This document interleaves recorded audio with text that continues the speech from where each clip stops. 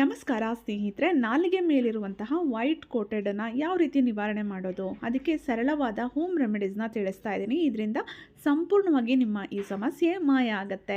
ವಾರದಲ್ಲಿ 1 ಅಥವಾ 2 ಸಲ ಬಳಸಿದ್ರೆ ಸಾಕು, ನಿಮ್ಮ ಬಾಯಿಯ ಆರೋಗ್ಯವನ್ನು ನೀವು ಕಾಪಾಡ್ಕೊಳ್ಬಹುದು.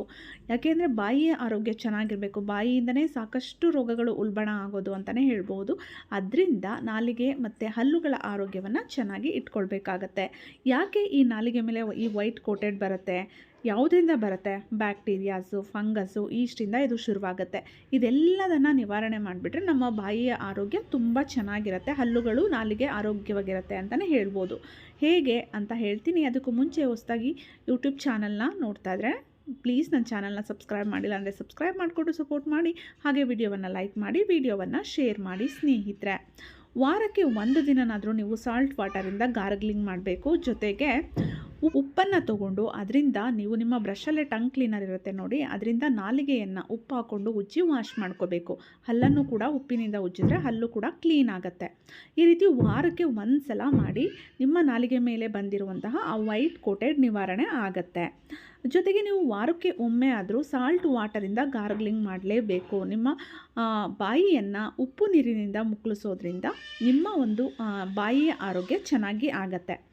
ನೆಕ್ಸ್ಟು ನೀವು ದಿನಕ್ಕೆ 2 ಸಲ ಬ್ರಷ್ ಮಾಡೋದನ್ನು ಅಭ್ಯಾಸ ಮಾಡ್ಕೊಳ್ಳಿ, ಬೆಳಗ್ಗೆ ಮತ್ತು ರಾತ್ರಿ. ಅಥವಾ ಏನಾದರೂ ತುಂಬ ಹೆವಿ ಪದಾರ್ಥಗಳು, ಸಿಹಿ ಪದಾರ್ಥಗಳು, ಮಸಾಲೆ ಪದಾರ್ಥಗಳು, ಮಾಂಸಾಹಾರಗಳನ್ನು ಸೇವಿಸಿದ ನಂತರ ಬಾಯಿಯನ್ನು ನೀಟಾಗಿ ಚೆನ್ನಾಗಿ ವಾಶ್ ಮಾಡ್ಕೊಳ್ಳೋದನ್ನು ಅಭ್ಯಾಸ ಮಾಡ್ಕೊಳ್ಳಿ.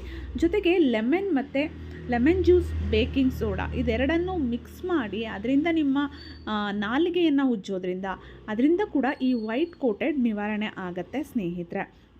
ಯಾಕೆಂದರೆ ಲೆಮನ್ ಜ್ಯೂಸಲ್ಲಿ ಮತ್ತು ಸಾಲ್ಟಲ್ಲಿ, ಬೇಕಿಂಗ್ ಸೋಡಾದಲ್ಲಿ ಕೂಡ ಆ್ಯಂಟಿ ಬ್ಯಾಕ್ಟೀರಿಯಲ್ ಪ್ರಾಪರ್ಟೀಸ್ ಇರೋದ್ರಿಂದ ಇದು ಬ್ಯಾಕ್ಟೀರಿಯಾಸು, ಫಂಗಸ್ಸು, ಈಸ್ಟನ್ನು ತುಂಬ ಬೇಗ ಕ್ಲಿಯರ್ ಮಾಡುತ್ತೆ. ಅದರಿಂದ ಇದನ್ನು ಬಳಸಿ ನಾವು ಹಲ್ಲು ಮತ್ತು ನಾಲಿಗೆಯನ್ನು ಉಜ್ಜೋದ್ರಿಂದ ನಮ್ಮ ಈ ಸಮಸ್ಯೆ, ಹಲ್ಲು ಮತ್ತು ಬಾಯಿಯ ಆರೋಗ್ಯ ತುಂಬ ಚೆನ್ನಾಗಿ ಆಗುತ್ತೆ ಅಂತಲೇ ಹೇಳ್ಬೋದು. ಜೊತೆಗೆ ಕಹಿ ಬೇವಿನ ಎಲೆ ಬರುತ್ತೆ ನೋಡಿ, ಕಹಿ ಬೇವು, ಅದನ್ನು 1 ಲೋಟ ನೀರು ಹಾಕಿ ಸ್ವಲ್ಪ ಕಹಿ ಬೇವಿನ ಸೊಪ್ಪನ್ನು ಹಾಕಿ ಚೆನ್ನಾಗಿ ಕುದಿಸ್ಬೇಕು. ಅದು ಅರ್ಧ ಲೋಟ ಆಗಬೇಕು. ಆ ಒಂದು ನೀರಿನಿಂದ ನಾವು ಬಾಯಿಯನ್ನು ಮುಕ್ಕಳಿಸೋದು, ಅಂದರೆ ಗಾರ್ಗ್ಲಿಂಗ್ ಮಾಡೋದು. ಜೊತೆಗೆ ಅದರಿಂದ ನಾಲಿಗೆಯನ್ನು ಉಜ್ಜೋದು ಮಾಡೋದ್ರಿಂದ ಈ ಸಮಸ್ಯೆ ನಿವಾರಣೆ ಆಗುತ್ತೆ. ನಂತರ ಅರಿಶಿನ ಮತ್ತು ಲೆಮನ್ನಿಂದ ನಾಲಿಗೆಯನ್ನು ನಾವು ಉಜ್ಜಬೇಕು. ಟಂಗ್ ಕ್ಲೀನರ್, ಬ್ರಷಲ್ಲಿ ಟಂಗ್ ಕ್ಲೀನರ್ ಇರುತ್ತೆ ಅಲ್ಲ, ಅದನ್ನು ಬಳಸಿ ಅರಿಶಿನ ಮತ್ತು ಲೆಮನನ್ನು ಮಿಕ್ಸ್ ಮಾಡಿ ನಾಲಿಗೆಯನ್ನು ಉಜ್ಜೋದ್ರಿಂದ ಈ ಸಮಸ್ಯೆ ನಿವಾರಣೆ ಆಗುತ್ತೆ. ಇದೆಲ್ಲದರಲ್ಲಿ ಯಾವುದಾದ್ರೂ ಒಂದು ರೆಮಿಡಿನ ನೀವು ಬಳಸಬಹುದು. ಜೊತೆಗೆ ಮೊಸರು, ಗಟ್ಟಿ ಇರುತ್ತಲ್ಲ ಮೊಸರು, ಅದನ್ನು ಕೂಡ ನೀವು ಬ್ರಷಲ್ಲಿ ಹಾಕ್ಕೊಂಡು ಅದರಿಂದ ಕೂಡ ನಾಲಿಗೆಯನ್ನು ಉಜ್ಜೋದ್ರಿಂದ ಈ ವೈಟ್ ಕೋಟೆಡ್ ಸಮಸ್ಯೆ ನಿವಾರಣೆ ಆಗುತ್ತೆ. ಯಾವುದಾದ್ರೂ ಒಂದು ರೆಮಿಡಿಯನ್ನು ನೀವು ವಾರದಲ್ಲಿ ಕನಿಷ್ಠ 1 ಅಥವಾ 2 ಬಾರಿ ಬಳಸಿದ್ರೆ ಸಾಕು, ನಿಮ್ಮ ಈ ಸಮಸ್ಯೆ ನಿವಾರಣೆ ಆಗುತ್ತೆ.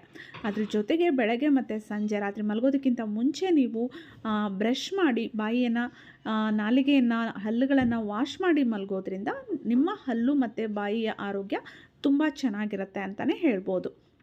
ಸ್ನೇಹಿತರೆ, ವಿಡಿಯೋ ಇಷ್ಟ ಆಗಿದೆ ಅಂದ್ಕೊಂಡಿದ್ದೀನಿ.